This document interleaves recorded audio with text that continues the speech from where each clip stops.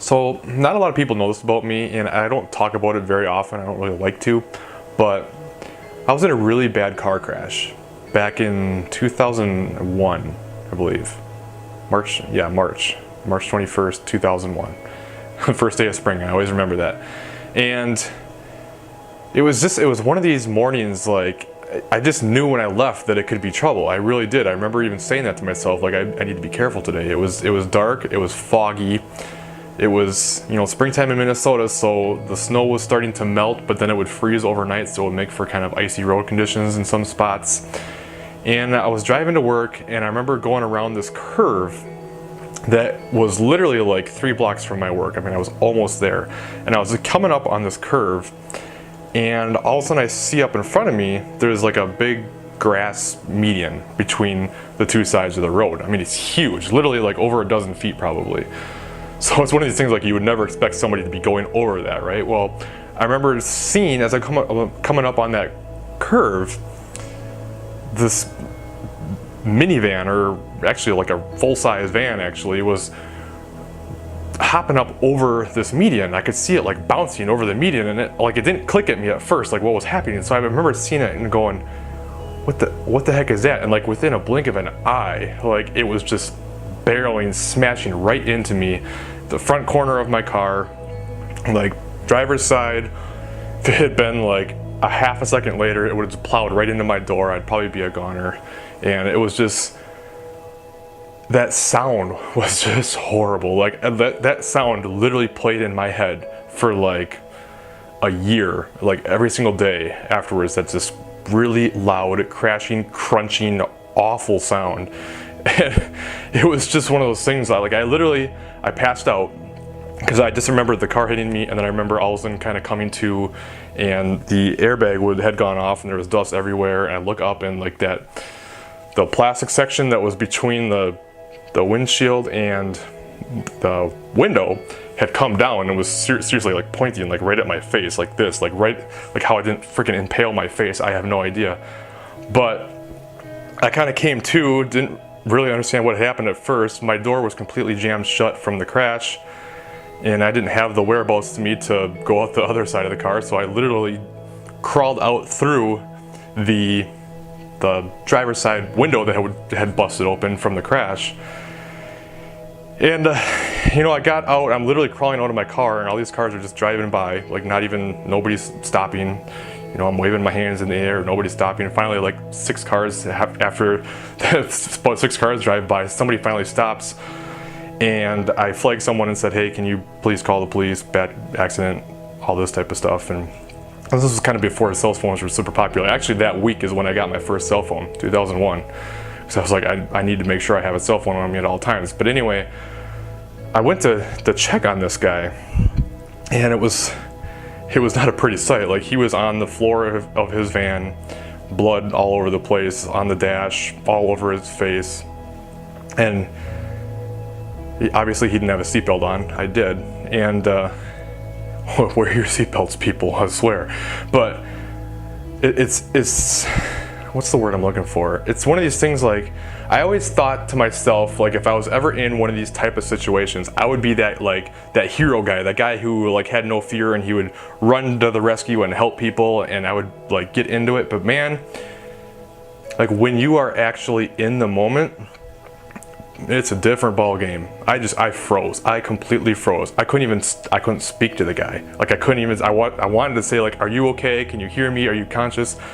Nothing. I just like backed away and just went and sat down and like just folded up and just sat there, like totally frozen, just totally in shock. Couldn't do anything. And thankfully the police showed up within just a few minutes. They went and checked on him. And I don't know what happened to the guy. I really don't. My wife used to work at the hospital back then, and he was in the hospital for like a good month at least, in the neurology ward or whatever you call it, but basically a freaking vegetable. I don't know if he ever made it or not. I don't know what caused the accident. I don't know if he was drinking or if he just got caught on the ice. I don't know any of that stuff. I don't care. I don't even really want to know. But it was really crazy. Like, I felt fine. the paramedics and everybody who were on the scene, like, they couldn't believe when they looked at my car and looked at me, like I was walking around like nothing happened.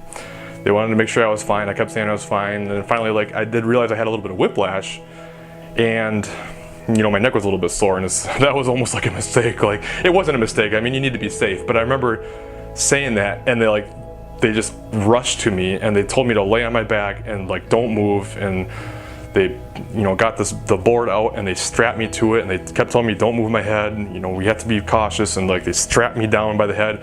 Then I started freaking out, like, what happened to me? Like, I went from feeling like I was fine to thinking I had a broken neck or something, just because they were being so cautious. You know, I was fine. Like, I had a little bit of whiplash, but not a big deal. I did have you could see the seatbelt mark like right across my chest, like just red for like 3 days. You could see it all the way across my chest. But I'm telling you this, there's kind of a reason for this. Not only, I mean, what happened afterwards is where I'm trying to go with this. There is kind of a lesson in this, so bear with me. I apologize, but so obviously my car was totaled, like it was toast, and I needed to get a new car. And it was what happened when I went to go drive again, because obviously, like, I wasn't really thrilled to be going out and driving. I was a little apprehensive to drive, okay? So the next time I drove, it was one of these things like, okay, what am I gonna do? Am I gonna not drive for the rest of my life?